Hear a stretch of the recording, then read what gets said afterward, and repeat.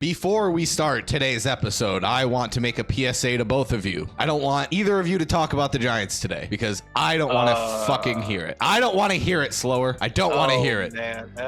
No, you're going to hear it. I don't want to hear it. Oh, man. What is going on, guys? Welcome back to Nick's Picks. We are in week now 6 of the NFL season. Like I say, this shit flies by. You blink at the beginning of the NFL season. The next thing you know, you're almost at the trade deadline. It is crazy. We are joined, as we are always, by Slower for the recap of this week's episode. Ben, are you frozen? We froze Benjamin.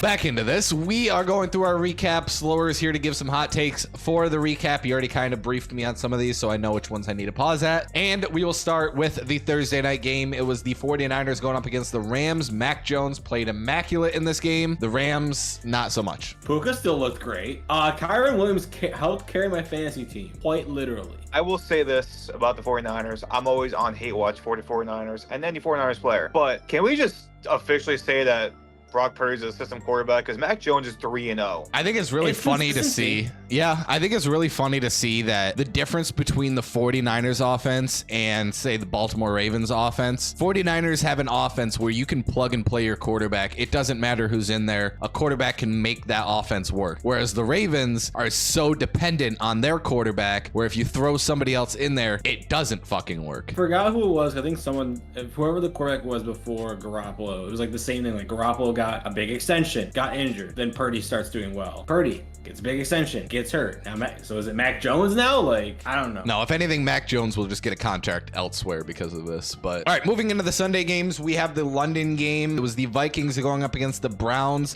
To be completely honest, the Browns lost this game. I don't think the Vikings really won this game so much. But Dylan Gabriel, his first game as an NFL starter, didn't go too bad. And now the biggest news out of Cleveland, they just traded away Joe Flacco to the Cincinnati Bengals for, you know, some chips or something like that. And now Shedeur Sanders is quarterback 2. So we're getting closer to finally seeing Shedeur Sanders on the field. But Gabriel looked fine. I think Gabriel can lead the Browns to a couple wins this season. And they have a good rush offense, as the Browns tend to always do. I'll admit I got nothing. I didn't watch this game. All right. I told you guys you're not allowed to talk about it, so I'm going to talk about it. And I know Slower's going to have something to say, but we'll get to that in a second. You can't win a fucking football game if you turn the ball over on 5 straight possessions. That's just, let's get that out of the way right now. The Jackson Dart fumble, it's just a bad play. Like, there's nothing really to put around that. You can't, I hope he learns from the mistake, but it is what it is. His interceptions, I don't really fault him too much for. It really just kind of felt like he was told to make something happen, so he just forced one downfield, and that typically happens when you force one downfield. Cam Skadaboo's fumble, another one where it's like, yeah, I'm sure that hurt you, Slower, with your parlay, but like at the same time, I can't really fault Cam Skadaboo for that. He runs super hard and he runs directly into people. That's unfortunately going to happen a time or two in his career where one is just going to pop out. You got to be a little bit more careful than that, but regardless, I'm not making excuses for anyone. This team is still garbage. Brian Daboll still deserves to be fired. And now on top of that, when you have a defense that was supposed to be great and out of 5 games this season has played 1 good game, and now you just made Spencer Rattler look like a fucking MVP, I think it's time for Shane Bowen to also take a fucking hike. Well, I guess the one thing I will say really quick, who do you think needs to be fired first? Daboll or the defense? Because if it's Daboll, then it's the entire like clean house basically at that point. So my take revolves around the Jets and the Giants, but this might be a bright spot for Nick. I don't know, but I do think both those teams are going to be picking within the top 5 this year, which I would say Giants probably have a better looking future than the Jets because Jets have just been cursed for so long. Giants, you know. I don't know. I will say the Jets, for being 1-4, look good for their 1-4 besides this Dallas game last week, but the Jets seem like they have a little bit more promise. I don't know why I feel that way. Maybe because I'm a pessimistic Giants fan at this point. They're like the New York Mets. They can, you spend $700 million on Juan Soto just to miss the playoffs. They have a good roster on paper, but for some reason they're the Jets and they'll never figure it out. To get this out of the way, since we kind of just mentioned it, the Cowboys did go on to beat the Jets 37-22. This was mine and Ben's challenge game, so thank you for picking the Jets. Cowboys Cowboys offense once again looked good in that game. Moving on though to an offense that looked good. The Texans 44-10 over the Baltimore Ravens. Baltimore is now 1-4 on the season. A couple weeks ago, I should have asked, are we ready to hit the panic button on Baltimore? Now we're in full blown panic mode. Like we're well past that at this point. I think their season's done. I know it's early, but I will say this about the Ravens. John Harbaugh might be on the hot seat, but at the same time, we might just see the Ravens peak with John Harbaugh. Like this might be it for them, just in general. They will just be playoff teams or non-playoff teams sometimes, that will lose to a Chiefs or a Bills, for example, and not look prepared at all. And that will be that for the Ravens for the next 3 years, for example, if they keep John Harbaugh. You know what this reminds me of? It reminds me of almost like the Marvin Lewis situation in Cincinnati, where they kept him a lot longer than they probably should. I'm not saying Harbaugh is terrible. Let me get that out of the way. I'm not saying Harbaugh is a bad coach, but I can see it being that potentially where like they just keep him because he has a win Super Bowl. He does still win well in the regular season. I could definitely see him like potentially staying longer than he should. I have a hard time putting this on Harbaugh. As far as winning the big games against Chiefs, Lions, Bills, stuff like that, yeah, I kind of agree. It seems like Baltimore has this cap on them where they're only so good but not that next level that they need to be. I put some of that on Lamar, but it's hard for me to put too much of that on Harbaugh himself, just because we've seen what he's been able to do with less. But at the same time, this was supposed to be a team that had a great roster. This was supposed to be a decent defense, and honestly, they're probably one of the worst defenses in the league, if not the worst. That's tough. I mean, it's got to fall onto somebody. The Broncos come back from 2 score downs against the Philadelphia Eagles to knock off one of the 2 remaining undefeated teams. The other one did get knocked off too. We'll get to that in a little bit. But the Broncos coming back to win this one 21-17. Couple of calls in this game that Eagles fans are still crying about 3 days later, but cry some more. That's all I have to say. Cry some more. Cry even louder. I don't even care. It's okay. AJ Brown is, since their defense Fuck is so AJ bad, Brown. I don't want to hear that name is cursed. That name is cursed. I don't want to hear that name on this channel ever again. I will say for this Eagles game for sure, they have not looked good just in general like this whole season. I'm just gonna be honest here. I don't think they're the team to beat in the NFC no more. The NFC is a weak conference, and I say that without any sort of like, I'm not trying to sugarcoat that at all. The NFC is a weak conference. I feel I'm scared to ask. If it's not Philly, who would you say is the Detroit, Green Bay, Tampa Bay? Me personally, I would probably say obviously Lions. Packers should hopefully figure shit out. Probably this week's like just bounce back. You don't have to defend the Packers. We know the Packers are a team to beat.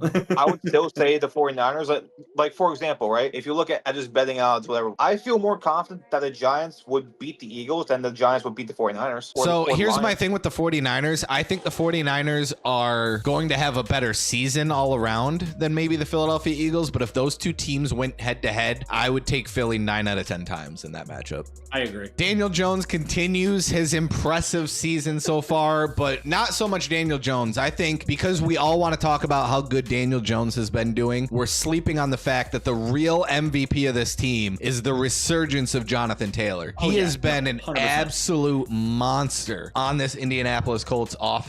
And this is a team that we were debating whether or not they would be, the top overall pick and potentially be getting Arch Manning in the preseason picks. I think currently, as the standings hold, they are number 1 in the AFC. They hold that number 1 spot over Buffalo for some reason. But yes, we went from worst team in potentially the whole NFL to right now the best team in the AFC. Super Bowl? Is that your hot take? Well, mine's definitely gonna be that the Colts are 100% like through 5 weeks, going into week 6. They just blew out. I know it was the Raiders, but whatever. They're blowing out teams. They're scoring a lot. They are real Super Bowl contenders. Real. Up there with the Bills. If I were to make a power rankings right now, Buffalo, Philadelphia, Indianapolis. And I know we just talked about how Philadelphia is not, but like based on their record and everything that's going on so far this season, they're the defending Super Bowl champions. Buffalo, Philadelphia, Indianapolis. I know Slower doesn't have anything for these next couple games, so I'm going to breeze by them real quick. The Panthers went on to beat the Dolphins 27-24. That's another point that I managed to gain on Ben. Thank you for picking Miami. Speaking of those Tampa Bay Buccaneers, they played an absolutely beautiful offensive game, 38-35 over Seattle. The one flaw with the Tampa Bay Buccaneers is their secondary, and that seems to be a flaw with a lot of these top teams. You look at Detroit, you look at Buffalo, you look at Philadelphia. They all have weak secondaries, and that is the way to beat all of those teams. But Tampa Bay is proving that they can put up the offense to be able to match that. Titans and Cardinals was a weird fucking game. This is a game that I guarantee you that like less than 20% of the population watched. The Cardinals with a chance to go up like 21-6 at one point in this game. We have another instance of a player dropping a ball before they get into the end zone and losing that possession. Titans would go on to score on a couple more drives, and then we had a weird fumble. We had an interception that was then fumbled that turned into a touchdown for I think Tennessee, and then it was wild. And then Tennessee ends up winning on a field goal. They get their first win of the season. Cam Ward finally a winner. The Commanders went on to beat the Chargers 27-10. We're starting to finally see that Charger team that we've been used to for these last couple of years, where there's all this hype and all this hope for the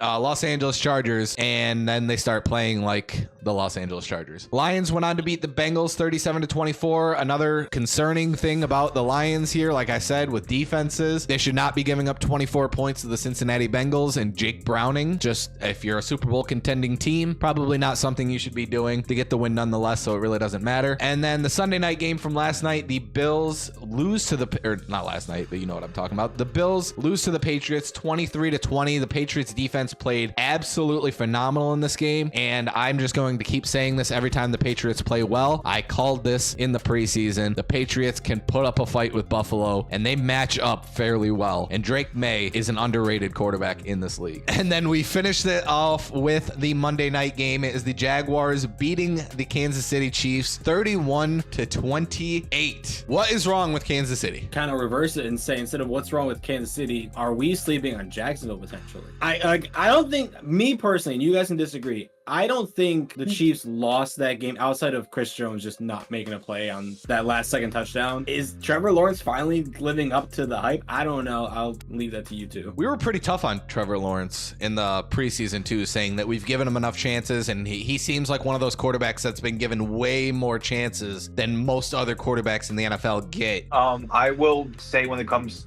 just like to the Jaguars, like my hot take is about the Chiefs, but Trevor also almost lost the game at the very end when he tripped and fell, because I could have very easily screwed them all up. Great play, whatever. But my hot take for the Chiefs, and I've been waiting to say this for years. The Chiefs are not going to make the playoffs this year. They will not. I don't care what anybody says. They have a tough road ahead of them. What are they, 2-3 now? They're losing one-scored games versus last year where they were 11-0, and now they're 0-3 in one-score games. But the Chargers keep playing like they have been, and I feel like the Broncos are one of those teams that like they're hot right now, but could fall off a cliff at any moment. And the Raiders are never going to be a fight. Yeah. Let's just put that out of there. So I think their best bet is winning the division, because the AFC is a tough conference. I will say, if they don't win the division, I don't think they. See, I don't want to say they don't make Super Bowl, because like I can't bet against the Chiefs. I really can't. With how bad the Chiefs have looked so far this season and how decent both the Broncos and the Chargers have looked, Kansas City's only a game behind both of them. But that is it for the recap, and we'll get into our picks here in a second. I caught up a little bit on Ben. It is 54-47, I believe. So a 7-point lead still for Ben going into week 6. But I'm slowly catching up, and you'll have to see what the challenge game is for this week. But we'll get to that in a little bit slower. Appreciate you hopping in for our recap and for your hot takes. Is there anything else you want to get off your chest before we get into our picks? If Packers lose to the Bengals, I will not be in next week, so cheer for that if you will. I don't really know. No. If the Giants are to lose to the Saints, and I have to sit here and listen to this bullshit about the Giants being a top 10 pick, which isn't bullshit, but if I have to sit here and listen to that shit, you have to come in and listen to us rag on the fact that the Packers get their ass kicked by Cincinnati. All right. Let's get into these picks slower. Appreciate you hopping in. We'll see you next time. See you. So that's Slower with his recap and his hot takes. Let us know in the comments down below what you guys think about week 5 and potentially even your week 6 predictions. But let's get into our predictions. Boom, they're up on the screen right now for you guys to take a look at. Pause the video, take a look for your team and what we might have said about them. As you can see, we only have one differ this week, and that will be our challenge game. We'll get to that in a little bit. But We actually start with the Thursday night game because it is my game this week. The Giants going up against the Eagles on Thursday night primetime. Yes, we have a chance, but like, come on. Every team has a chance. But come on. But come on. I can't knowingly. The only bright sides, look, I'll try to just be positive here. The only bright sides, the Giants offense was rolling against the Saints. Obviously, when you turn the ball over 5 straight times and you kill 5 straight drives, some of those drives were going to turn into points. So this offense is finally an offense that I can feel comfortable about the fact that they can put up some points. However, Philadelphia Eagles offense probably barely needs to try to put up points in this game. And they'll put up points. And it's one of those things where it is what it is. I would love for the Giants to win this game just to say fuck Philly, but you know. This is going to be the only, outside of maybe Dallas, this is probably your only chance at division win. I would not be shocked if we go 0-6 in the division this year. It would not surprise me in the slightest. And we go from the Thursday night game all the way to one of the Monday night games, one of 2 Monday night games this week. It is the Bills going up against the Falcons. This is Ben's game. We didn't get to talk about the Falcons at all last week as they're coming off a bye week, but now they have to go up against a Bills team that just lost a Monday night game to the New England Patriots. And the one good thing that I can say that the Falcons have going for them in this game is they have a good pass defense. And that is something that, like I was mentioning earlier, a lot of the good teams in this league don't have. And that is one of the things that can help you beat good teams in this league. That being said, it's Buffalo. Yeah. No. I will say this. The only chance the Falcons win this game is if Penix turns into Michael Vick. Not with the dog stuff. I mean, as he... I mean, how he was, even in Philly, like how his career was in Atlanta. Like if he lights it up, him and Bijan carry the team, they can win this game. I don't feel confident in saying that, which is why I'm not picking them. All right, we move on to our game of the week, and this one a little bit more obvious to us than the previous couple weeks with these games of the week. We have 2 teams that are actually playing very well, but 2 teams that, I mean, we expected the Bucs to at least win their division, but it, like, in a shitty division. We expected the Bucs to win like with a 10-7 record. At this point, the Bucs look like they can be one of the better teams in the NFC. Flip side of that, they're going up against the San Francisco 49ers, who are surprising everybody by, once again, it seems like this is a 49ers trend at this point, losing half their team by week 6, but yet they're still managing to win games with their plug and play players. That being said, I think we both do still have Tampa winning this game. It's kind of hard when you have the healthy roster going up against the unhealthy roster. Yes, Tampa's without Mike Evans, but they have found an absolute fucking star in Ibuka, their rookie wide receiver.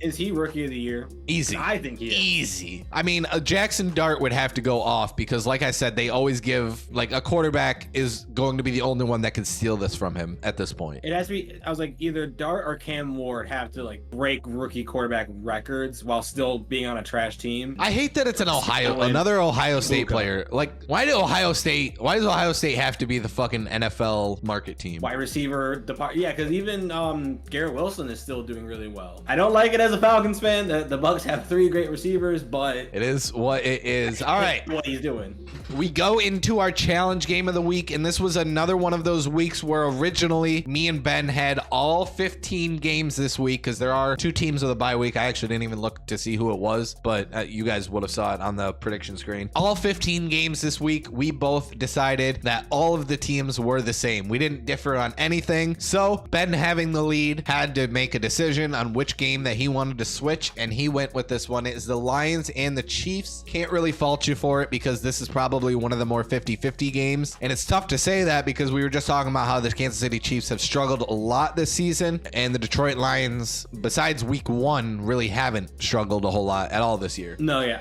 like I said with Slower, it's hard for me to go against Mahomes and go against Andy Reid, and even Travis Kelce's having a solid season. Like and they're home. That's kind of why I leaned more towards this, because the Chiefs are home. But yeah, it's Yeah, I mean, the disappointing to me. upside here, I mentioned it with the recap. The Lions giving up 24 points against the Bengals. Not the greatest defense on the Lions. This was a problem last year. They didn't really address it a whole lot in the offseason. It's played better this year because they still have Aiden Hutchinson, but it's one of those Lions defenses that the Chiefs could definitely take advantage of. But, I mean, look around this Chiefs offense. I mean, besides Patrick Mahomes, who do you trust on this Chiefs offense? And I thought Pacheco was actually a good running back. I feel like they don't utilize him as well as they probably could be utilizing him. Because we saw this even with the Bills, where like it was all on Josh Allen. All he's doing is throwing the ball like 50 times a game. But when they finally started giving the ball to Cook and like, hey, let's have a run game also outside of Josh Allen, it opens up more of your offense. I agree. If they can just start giving the ball to Pacheco more and just letting him cook, like let him do his thing, I do think the Chiefs season can turn around in that regard, because you can't. Mahomes is still one of the best quarterbacks. You have to stop relying on him At a as certain heavily as they are. All right, but that is it for all of our games. Just a quick run through real quick. The Broncos going up against the Jets isn't all that interesting. Steelers and the Browns, Dylan Gabriel's second career start. Chargers looking to bounce back against the Dolphins. The Patriots should beat the Saints, considering they just beat Buffalo last week. Hopefully the Ravens can at least start to look a little bit better, but I just don't see them getting past the Rams with how horrible they've been playing lately. Colts against the Cardinals. The Cardinals, like we said earlier, we could get a really good game out of the Cardinals, or Daniel Jones is about to go to 5-1 on the season. Jaguars and the Seahawks, I do think can be an interesting game. I don't think the Seahawks have played as bad as some of their losses have shown, but the Jaguars have been playing just top notch so far this season. Cowboys and the Panthers, not interesting at all. The Raiders and the Titans is the shitter of the week. Packers going up against the Bengals, as Slower said. Hopefully they don't get fucked by. I kind of want it to happen. Yeah, it'd be funny. It would be funny. Lose the point. I kind of want it to happen. And then the other Monday night game tonight, or on Monday night, the Commies going up against the Bears. Should be a win for the Commies, but again, I guess you never really know. But that is it for week 6. Like I said, drop in the comments what your predictions are, and make sure you're getting to the comments in general, because as soon as we hit 500 subscribers, we are giving away a mystery Japanese Pokemon slab to someone in the comments. So get us to 500 subscribers, get down on those comments, and make sure your notifications are on, because I haven't really said this, but the announcement, whenever we do hit 500 subscribers, the announcement is going to happen in a giveaway, and I'm in a live stream, and I am going to be in that live stream trying to figure out which video to pull the comment from, doing a whole bunch of randomized stuff to pick a random comment. So you being in that live stream and in the chat can potentially help sway something towards you getting that giveaway. So make sure your notifications are on. Hop in the live streams. We had 2 live streams earlier this week. We played some Fortnite for the first time in like 2 years. Got a win. We got 1 win. Shout out to us. But we're live pretty frequently. If I can't get videos out for the week, I'm going to try to get some live streams out there, just so that, you know, the content isn't just Nick's picks for the whole week. That's just the one thing I was trying to avoid throughout this football season. And I do have a Road to Glory that I just recorded today on the same day that we're recording this pick. So the picks will be out on Thursday, and that Road to Glory will probably be out on Friday. So stay tuned for all that, guys, and we will see you in week 7 of the NFL season next Thursday. Ben, is there anything you want to say before we head out of here? That's the first time I've asked you this weekend, or this season. It threw me off there for a second. No, I got nothing. I mean, I will admit, and that's why I haven't asked him this all season. It's always, no, I got nothing. Well, just say, you fuck. I was say, I wish even though they probably would lose by more, but I kind of wish Atlanta was at Buffalo, because it'd probably be the only time I could see. Like, yeah, I'm not going to Jersey for the Jets. I hear you. All right, we'll see you guys in the next Knicks picks. Have a great one. Peace. Ben's laughing because you guys aren't going to see it, but I fucked up the first take of that. So I just restarted it like abruptly, and Ben's like, wait, what the fuck just happened? All right, well, you know what we got to do, Ben. It's that time. It's pack time. Everyone's favorite. Still? I hope this is everyone's favorite part of the video. This is actually early. Like I said earlier today, I recorded a Road to Glory, which will be posted for everyone else tomorrow. In that episode, there will be a white flare pack in that. But technically, this is my last Japanese white flare pack out of my booster box. I have gone through the whole thing. No, not all of them were in videos, but some of them were in live streams and stuff like that. And, you know, when I have friends come over and stuff, sometimes I have them open packs because I try to benefit off of friends' luck. Because nothing from me. I don't have any. but it is what it is. But yes, we're opening a Japanese White Flare pack. We open a Japanese pack to start every video in honor of our Japanese slab giveaway for when we hit 500 subscribers. So our very last pack, some last pack magic of our White Flare booster box. I don't even know who that is. And once again, I say this every time, I do apologize for this shitty camera quality. That is a Basculin, I'm pretty sure that name is. Yep. We got a Lillipup. We got a Sundisk or something like that. Something like that. Sunfisk or something. Yeah, that it is. Yeah. Gopher. I don't really know what his name is. Ooh. Hollow Ooh. Samurai? Ooh. That's Hang kinda on. cool, No, though. hang on though. Well, that's cool. But yesterday in our live stream, we had a Hollow Samurai and a Pokeball Samurai back to back in the pack. That was crazy. No fucking way. But typically the hollow is the last card, and if I have a hollow for the last card, a Pokeball is right before that. Didn't get a Pokeball. There's a hollow right here. What do we get? What did we get? Come on. Is that? Yeah, we got an art rare. great. Let's go. This is the second art rare we got, I think, in the last Knicks picks.